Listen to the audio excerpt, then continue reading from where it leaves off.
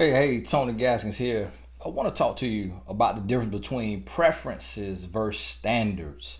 Now, I coined this years ago, and so we could be arguing semantics here when you look at like the definition of words. But what I mean is, when you think about preferences and you think about standards, in my mind, there is a difference.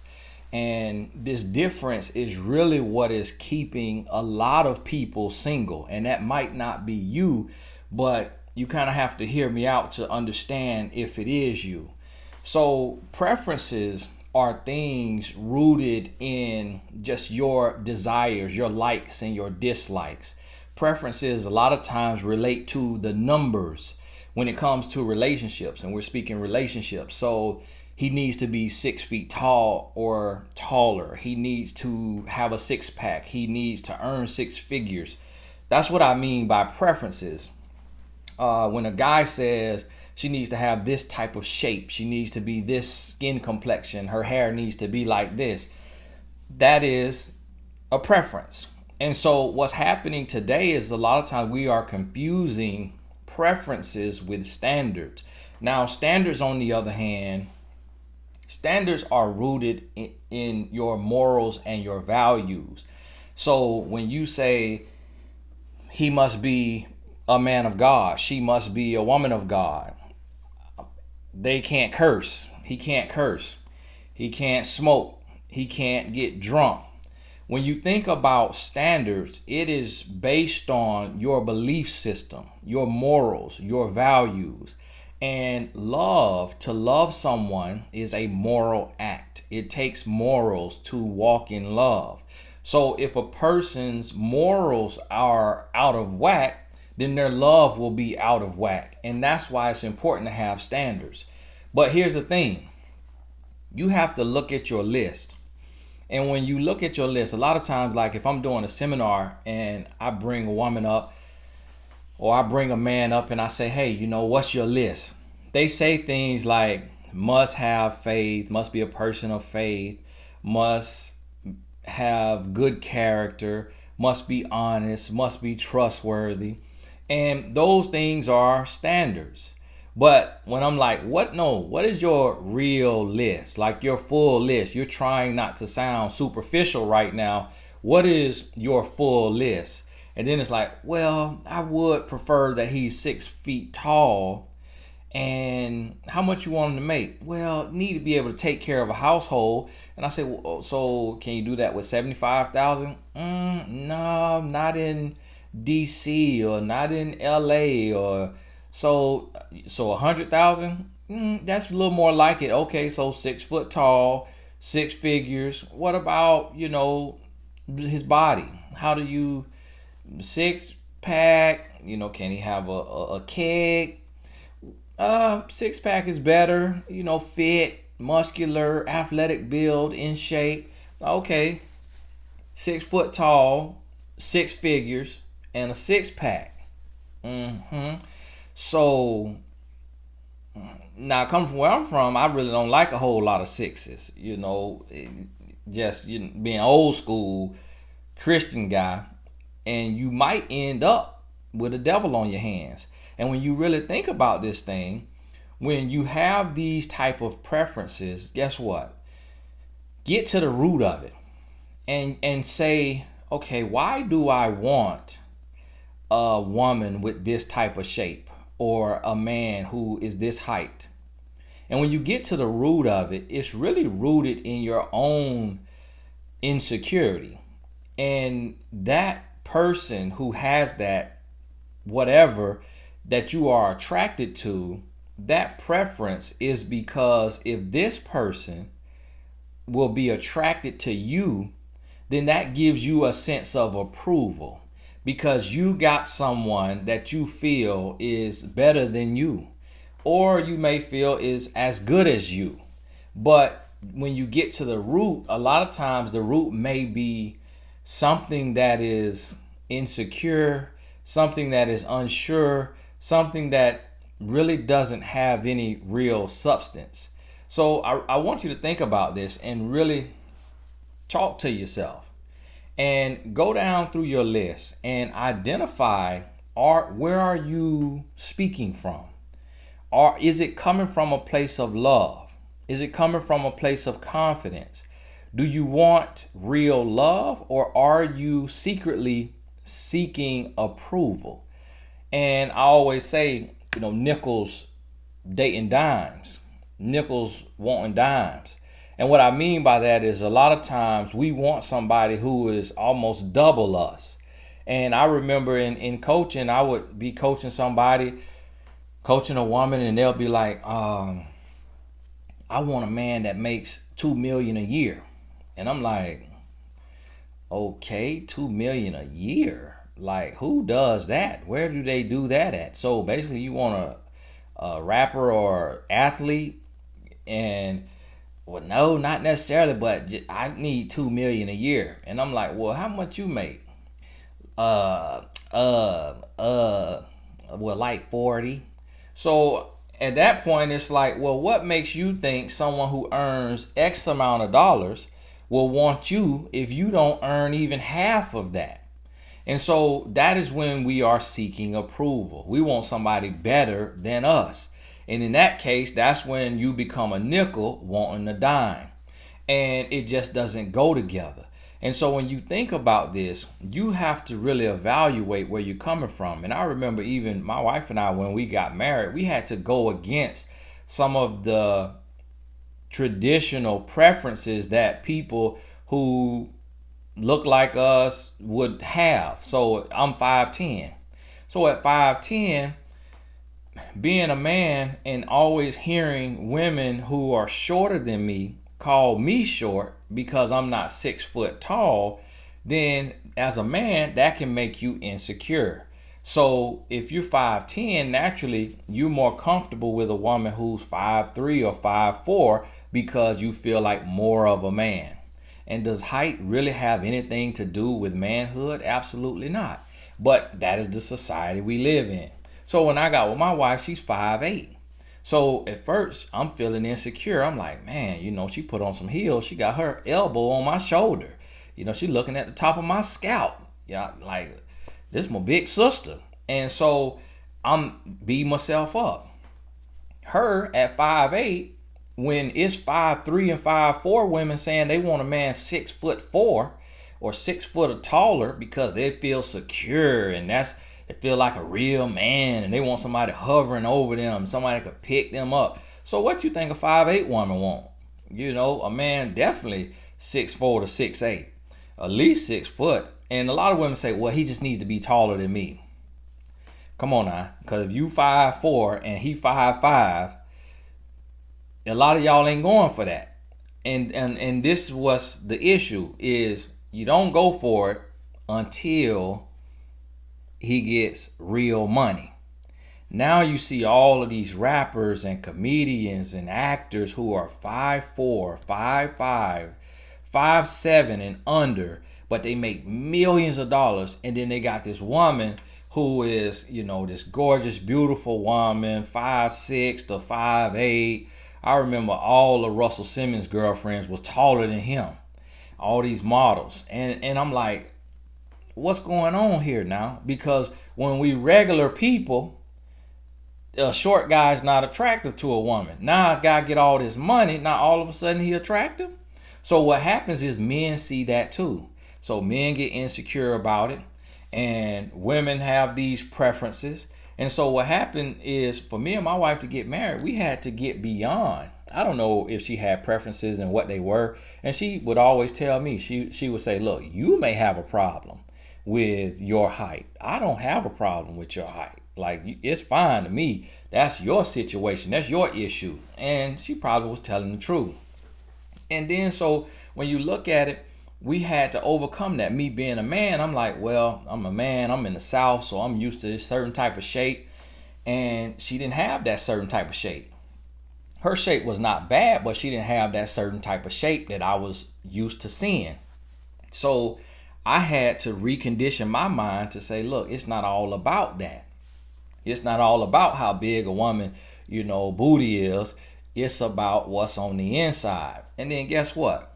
She grew into her body changed over years. Now she got the absolute perfect shape.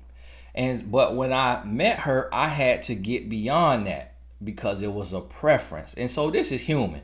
This is what I'm talking about. And a lot of people will say, whenever I say that, people say, "Oh, your wife gorgeous." I absolutely know that she is gorgeous, but that doesn't take away from being 21 and having preferences based on your conditioning. And I think that's what a lot of us are dealing with, and that's why we struggle the way we struggle to find somebody. Because imagine if my wife would have said he has to be 6 foot. And so what happens is when you tell yourself these things that are based on preferences, you don't even register someone who doesn't automatically fit inside of your preference. So if she said he has to be 6 foot tall, then she wouldn't have even seen me because I'm 2 inches under 6 feet tall. If I said she has to have this type of shape, I would have just kept walking because if she didn't have that exact shape. So in order for us to get together and get married, we had to step outside of what was the norm, because for different races, different looks, different heights, when you group those people together, they typically are attracted to the same type of look. And it's all from conditioning. It's all just from stereotypes. It's all just from society's conditioning us to say, this is who's in the magazines. This is who is in the movies. And so us looking, we start to believe that that is the standard of beauty. And so if a man, we used to have all these magazines where all these different magazines where the girls be in the bathing suits and be oiled down. Those magazines was very popular. So naturally, every man gonna look at that body type and say, that's the type of body that is beautiful. That's the type of body that I want. Women looking at, GQ magazine and the movies, and the guys are tall and muscular, tall, dark, and handsome. So then naturally they're gonna say, that is a real man. You look at the man who plays the warrior, the gladiator, the superstar, whatever it is, tall, dark, and handsome. So now you got a guy come up and he's 5'6", 5'7", could be an absolutely amazing man, but because his representation isn't in the magazines and the movies, he's not, seen as attractive to most women. But when he gets money, now all of a sudden, and this is the issue with preferences versus standards, is this man has been overlooked. He's been looked down on. He's been talked about because of whatever, his height, his weight, his complexion. And then, so nobody wanted him. Then he gets money, and now all these women come out the woodworks. Because a lot of women associate money with power, associate money with security. So now all these women come out the woodworks. You think that man dumb? So that's why you see a lot of men who weren't naturally attractive to women. When they get money, they dog women out. And they have multiple women. They have multiple baby mamas. They have, just all these scandals. They got so much going on. And you look, and think about it when you look through the celebrities and you see all these cheating scandals. And you look at that man and strip away his money, take him back to the 8th grade, take him back to his 11th, 12th grade. With that look, whether it's that height, that weight, that skin complexion, that nose, that whatever it may be. And then you really ask yourself, is this guy really attractive? And if your answer is no, then that will explain to you why he's acting a fool in his relationships and why he's doing women the way he's doing them, is because he actually has a lot of pain and resentment in his heart because he was overlooked and mistreated and talked about and was not desired until he got money. And that is the problem with preferences versus standards. And I remember hearing Zig Ziglar say in my development, as I was really diving deep when I was changing my life in my early 20s, he said, character, no amount of money can buy character. But if you have character, you can earn any amount of money. So I coined a slogan or a phrase that says, let a man's character be his currency. And what you will find is that a lot of rich men are broke and a lot of broke men are rich. And I say that to say, my wife also had to get beyond that money stuff, because I was a criminology major when she met me and I had no money at the time. We were in college, but I was like 21. But she could have said, criminology, what you gonna do? Work, be a detention deputy? So that made $44,000 working in the jailhouse. Police was like 30 to 44,000, or no, up to like 65,000, where we live. So my max based on my major probably would have been 65,000, but that would have been like after 15, 20 years. And so she could have looked at that and said, child, you can't buy a loaf of bread on that little raggedy salary. And I'm gone. I'm out of here, because she was a biomedical science major and going to be a doctor. So her tax bracket would have been totally different than mine.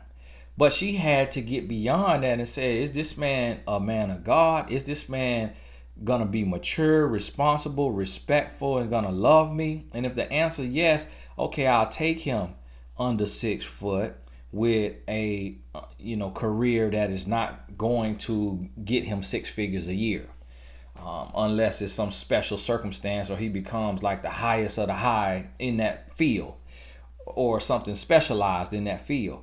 And so that's what I mean. So you have to sit down and you're going to have to recondition your mind. Go through your list. If you made it this far, put be blessed in the comments. You're really, really doing the work. And I really appreciate it. I got an interview here coming up, so I'm going to have to be getting going. But go through your list. Write down your whole list. Put the superficial stuff too.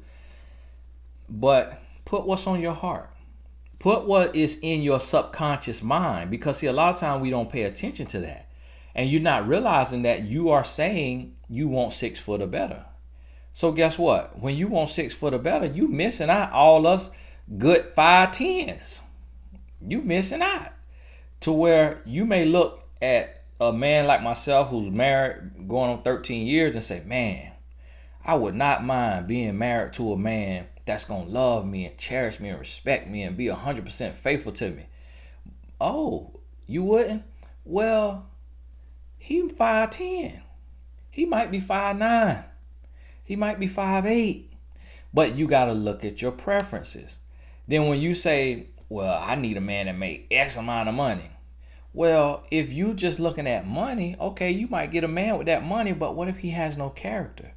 So what if he makes $100,000 or more a year, but he has a gambling habit? He has a drug habit. And so you say, oh, well, I wouldn't take him. Or no, he hid that because he knew that wasn't cool. So he hid that. He just showed you what he knew you wanted to see was that money. But then his lack of character, or you may see the money and ignore his lack of character.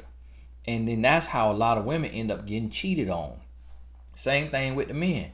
Men go and say, oh, I've had men say she got to be red complexion, or she got to be olive skin, or she got to be brown skin. She got to have this color hair. It got to be this long. She need this color eyes. She got to have such color eyes. She got to have certain kind of accent. It gets that specific. When I used to be a matchmaker, it would get so specific. I'm like, come on now. What in the world? What, you want me to go to a lab and create this person? You want somebody Jesus ain't even made. The Lord ain't even made this person you looking for.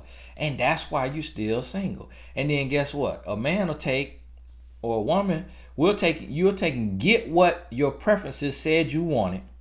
And then that person will dog you out. The person will dog you out because you wanted something or somebody that did not want you. Because everybody and their mama wanted that person. And that person now has been a target since they were young. So they've been abused, they've been used, they've been mistreated. But then they became an adult and had to become a savage. So now they done learned the game and now they savage hearted. So now you get them and you just chasing preferences, and then you get your heart broke. because they playing the game on a different level because of all that they've seen and all that they've gone through looking the way they look. And so that's what I need you to understand. Get down to the nitty gritty, get to the core of this thing, and really ask yourself, am I single because what I'm looking for doesn't exist? Or am I single because what I'm looking for doesn't really matter in the grand scheme of things? Because I can take care of my wife now financially, and I earn more than what my degree says I would have earned at the highest level in that criminology field. I earn more than that, but had she not looked beyond that and looked at my character and realized that my character can help me create a life and a lifestyle and businesses that will earn me unlimited amount of funds, then had she not looked beyond that, then we would not be married. Had I not looked beyond the superficial that was being fed to me in the movies and the magazines,